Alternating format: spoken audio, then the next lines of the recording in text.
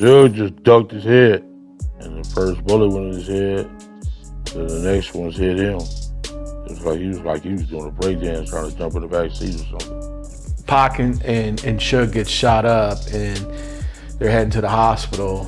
And you guys head back to Compton the next morning? The next day.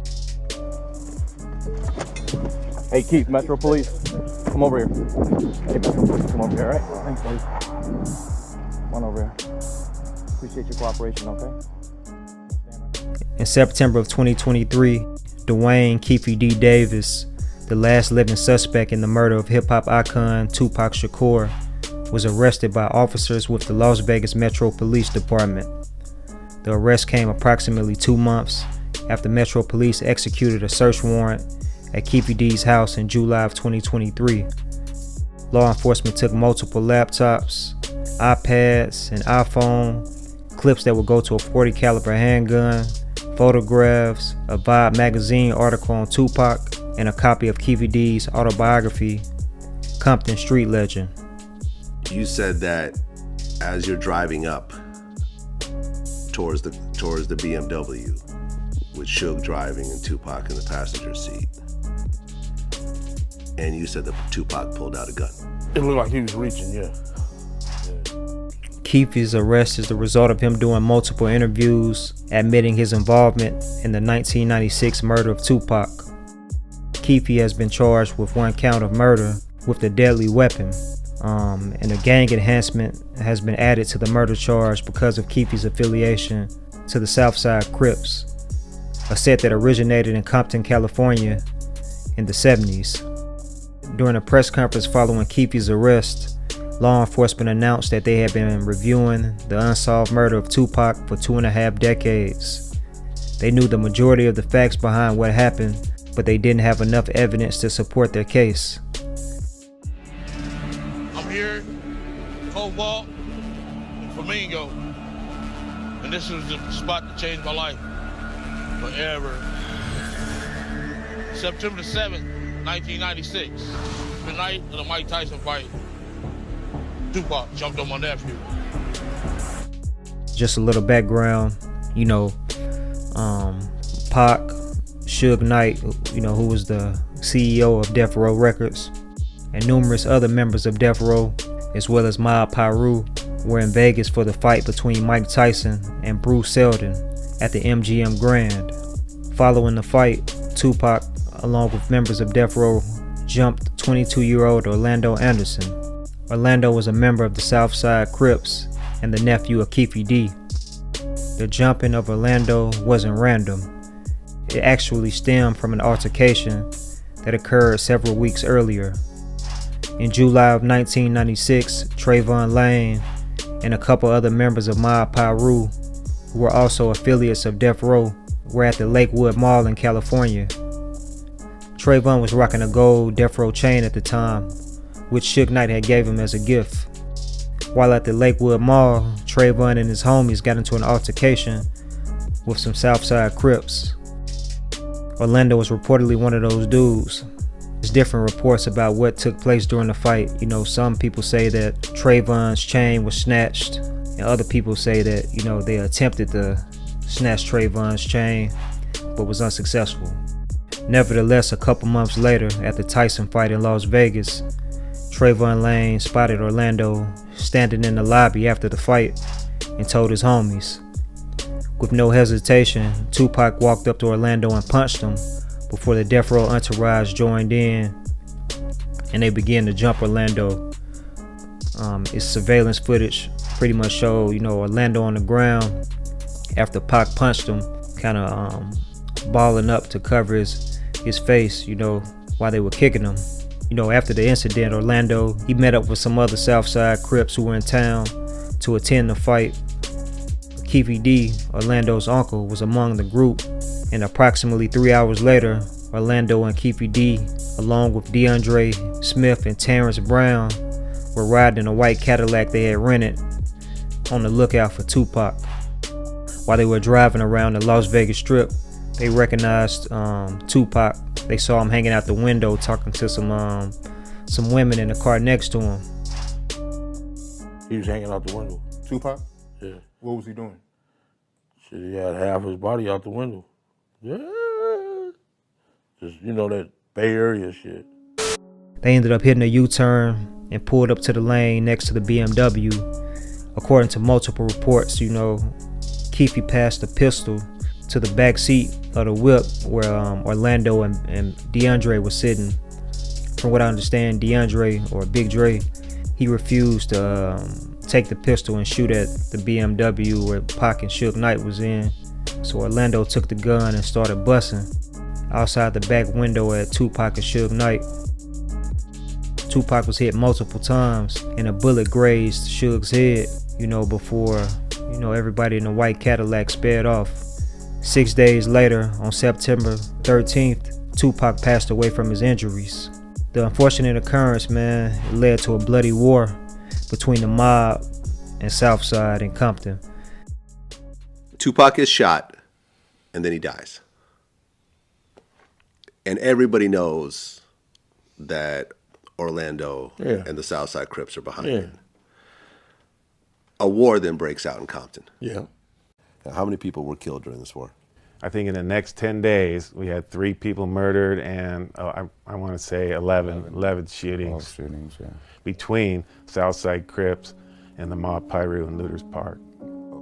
He's even claims that Orlando was bragging about shooting Tupac, but there was also rumors about Death Row possibly setting Tupac up, or law enforcement, the police being behind the shooting, so on and so forth. But Orlando's name did pop up. He was even interviewed after Tupac passed away.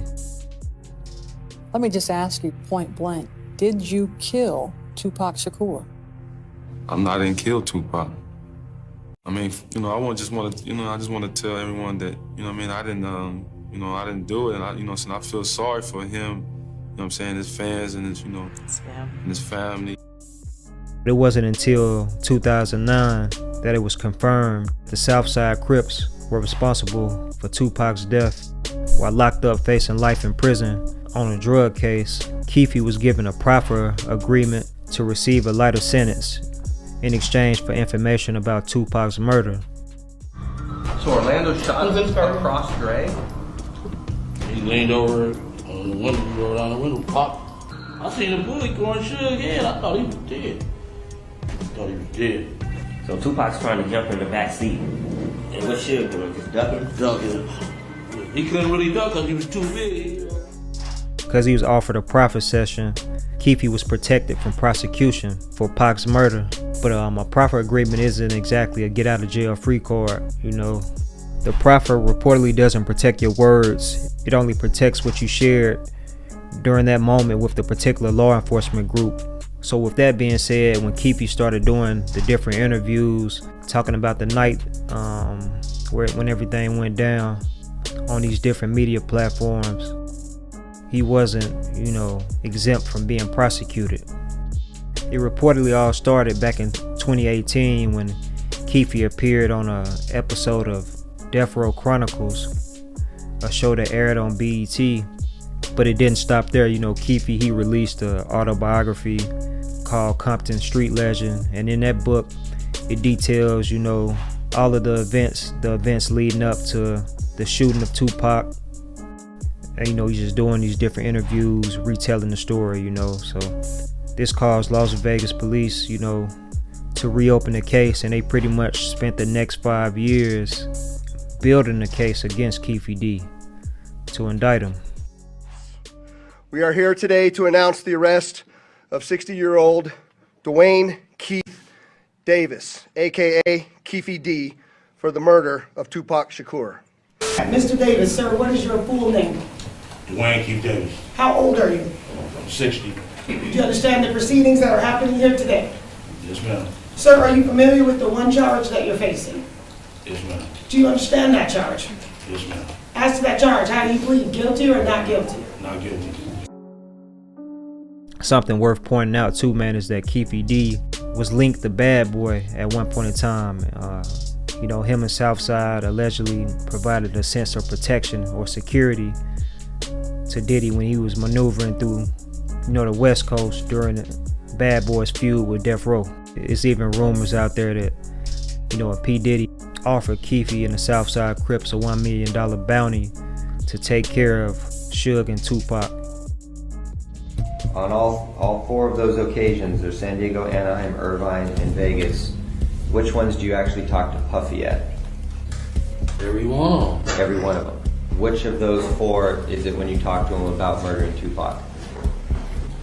It was really about both of them. Either one. It was Tupac and Suge, you mean? Yeah. You tell him we'll do it for $1 million, and he's like, okay, I'll do it for $1 million. Yeah. He agrees. You shake on it or something like that. Yeah. What happened? Gentleman, he like, man, all shit out. Keefe, he was also at the after party back in LA in March of 1997 when Biggie was killed, you know, and that was like less than a year after Tupac had passed away. They kind of labeled it like a retaliation shooting. But, you know, Biggie's murder remains unsolved to this day, although it's been different rumors come out about like who was responsible. The man accused of ordering the murder of rapper Tupac Shakur in 1996 wants a judge to let him out of jail on bail as he awaits trial. The man, whose street name is Keefe D, says the prosecutor relied on witnesses with questionable credibility to get an indictment. Just some background on Keefe D, you know, aside from his involvement in Pac's murder and his connection to Bad Boy, you know, he was linked to Eazy-E. He was linked to Death Row. You know, he was childhood friends with Suge Knight. Came up in Compton, jumped into the drug game at a young age, ended up becoming a kingpin in so many words, man, moving kilos up on kilos and, you know, enjoying a flashy lifestyle before everything went left. It's crazy how my life is. It's like I've been connected to so much stuff, right? From Tupac to Keefe D, to the whole Compton clique, to Eric Von Zip, who's my best friend. And I have mixed feelings and everything that's going on. I'm upset that Keefe was talking so much that he got himself into the situation about Tupac. Because, you know, I'm old school and was always taught to, one, you don't talk about politics, you don't talk about religion, and you keep your mouth shut. You don't talk so much. And social media, unless you're an entertainer, street hustlers, anybody that's ever done any crime should not get caught up in the camera to put themselves in prison. Fame is not that important to put yourself away for likes and for people to recognize you on the street. You really got to move a certain way.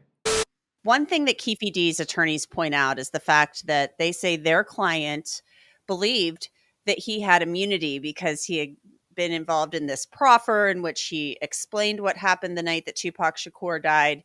But that didn't mean just because he had immunity in that proffer that he could walk outside of that room and then start telling stories about the night that Tupac Shakur died and not face consequences. But yeah, man, that's what's going on with Keefe D right now. He pretty much talked himself into a murder charge because when he admitted to everything during the proffer agreement, that was one thing, but it didn't protect him from sharing his story outside of that. So like the information he put in his book or admitting to his involvement in Pac's murder on these different platforms, this is information that law enforcement can use against him, you know, so only time will tell what plays out. But yeah, he's the only living suspect, man. You know, his nephew Orlando was killed in a shootout less than 2 years after Tupac was killed. You know, he was killed back in May of 1998 during a shootout at a car wash. Big Dre, he passed away in 2004, and the driver of the white Cadillac, alleged driver of the white Cadillac, Terrence T. Brown or a Bubble Up, he was killed during a robbery. It was a double murder at this weed store, this medical weed store in Compton. But I thought I'd do something on Keefe D, man. You know, honestly, he's a entertaining guy. If he wasn't linked to Tupac's murder, I'm sure people will probably embrace him a lot differently. He's pleaded not guilty to the charge. If he's convicted, he faces life in prison, you know, so that's what it's looking like, man, right now. we'll see how everything pans out with it, man. If you enjoyed the video, make sure to hit the like button, drop a comment, man. If you're not already subscribed to the channel, hit the button ASAP. Until next time, I'ma holler at y'all, man. A Humble Soul, we signing out. 100.